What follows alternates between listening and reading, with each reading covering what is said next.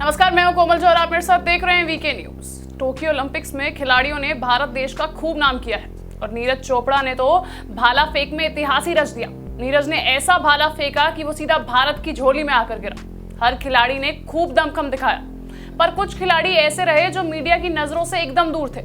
उन्हीं में से एक ऐसे खिलाड़ी रहे जिसने एक हाथ के बल पर सबको चारों खाने चित कर दिया।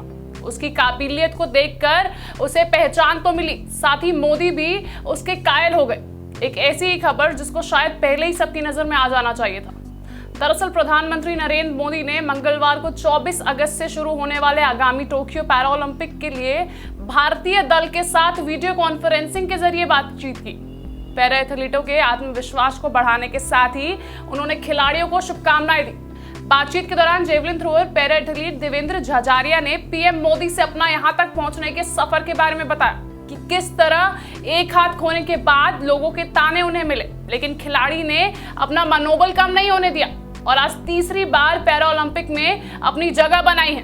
पीएम से चर्चा के दौरान देवेंद्र ने कहा कि सर, आपने हमेशा पैरा एथलीटों को प्रोत्साहित किया है और अब हम टोक्यो पैरा ओलंपिक में अपना सर्वश्रेष्ठ प्रदर्शन करेंगे। उन्होंने कहा कि जब मैं 9 साल का था मैंने अपना हाथ खो दिया और जब मैं वापस आया तो मेरे लिए घर से बाहर जाना एक चुनौती बन चुकी थी।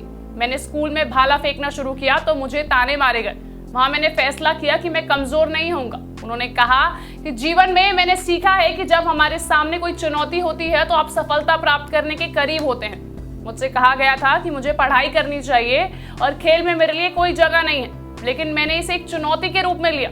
मैं जेवलिन थ्रो के लिए समर्पित और अनुशासित हूँ। मैं जिस कमरे में सोता हूँ उसमें एक भाला रखा है और मेरी पत्नी ने मुझे आगे बढ़ने के लिए प्रोत्साहित किया है। बता दें कि 9 साल की उम्र में जब देवेंद्र बच्चों के साथ लुका छिपी खेल रहे थे तो छुपने के चक्कर में एक पेड़ पर चढ़ गए, जहां उन्होंने गलती से 11,000 वोल्ट के करंट वाले एक तार को छू लिया था, जिसके बाद बेहोश होकर जमीन पर गिर पड़े थे वो। डॉक्टर ने उनकी जान तो बचा ली, लेकिन उनका बायां हाथ तुरंत काटना पड़ गया।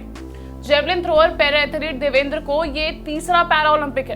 इससे पहले वो 2004 और रियो 2016 में गोल्ड मेडल जीत चुके हैं। कुछ ऐसी ही उम्मीद इस बार उनसे की जा रही है। टोक्यो पैरा ओलंपिक्स में भारत ने इस साल अपनी अब तक की सबसे बड़ी टुकड़ी भेजी है, जिसमें 54 पैरा ओलंपिक एथलीट 9 खेलों में भाग लेंगे। टोक्यो पैरा ओलंपिक खेलों का आयोजन 24 अगस्त से 5 सितंबर के बीच में होना है।